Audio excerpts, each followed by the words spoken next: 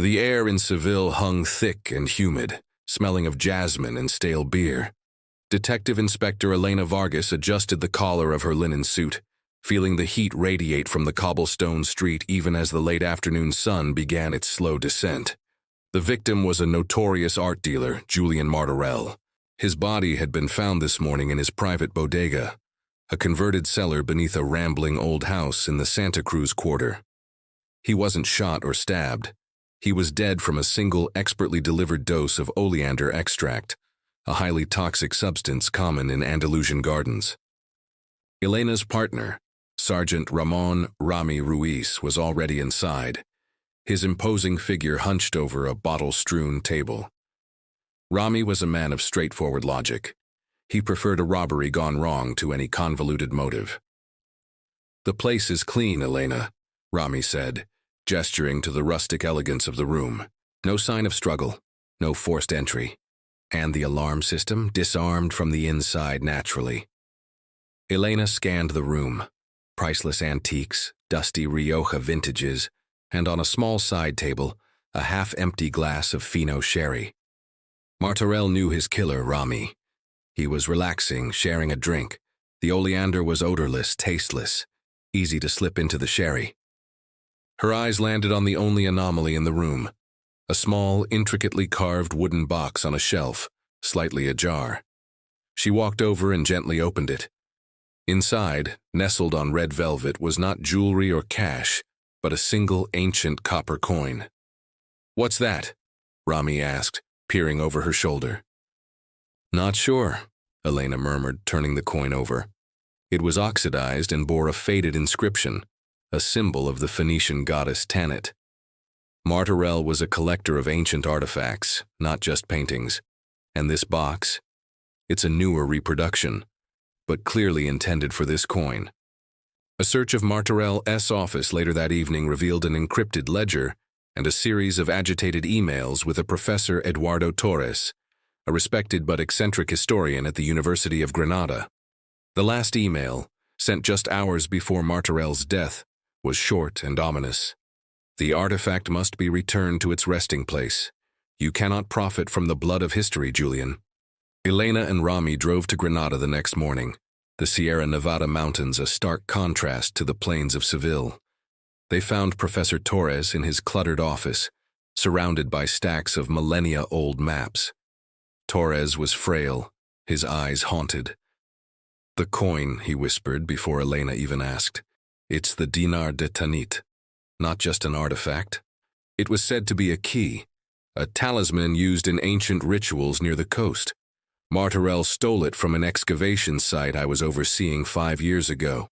He was waiting for the right buyer, a private collector likely in the Gulf, to pay millions." "And you killed him to stop that?" Rami pressed, skeptical. Torres flinched. "No, I only threatened him. I pleaded. Julian would never listen to reason." Elena, however, noticed something else. A faint smell in the professor's office. Familiar but out of place. It was the sweet, sickly scent of the Manzanilla sherry. Back in Seville, Martorell's bodega only had Fino sherry. But as Elena and Rami reviewed the crime scene photos again, Rami pointed to a close-up of the sherry glass. "Wait a minute," Rami said, zooming in. "Martorell only drank Fino. But that glass, the dregs are darker, richer. Manzanilla is a type of sherry, lighter in color. But when it's an aged vintage, the aroma of almonds and salt can be unmistakable. And Martorell's last drink had a slight, unexpected sweetness." Elena snapped her fingers. "The sommelier, Ricardo Montero, Martorell's personal cellar master.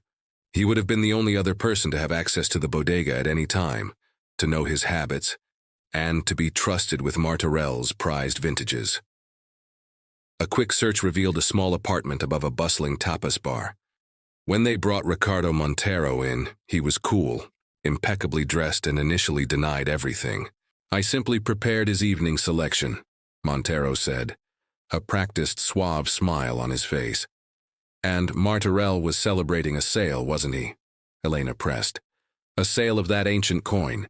He poured a celebratory sherry, but it wasn't his usual Fino, was it?" It was a very old, expensive bottle of manzanilla, one of the few you owned, and one that you'd been nursing for years, Ricardo. Montero's smile faltered. You knew he would taste the difference, Elena continued, leaning closer. You knew he would complain, that he'd accuse you of stealing or substituting his bottle. And in that moment, when he reached for the glass, you'd have your opportunity to confess, or to silence him. The oleander. It was in your glove, sprinkled as you cleared the tray. You didn't care about the coin. You cared about the manzanilla. The sommelier looked down at his hands, his composure finally breaking.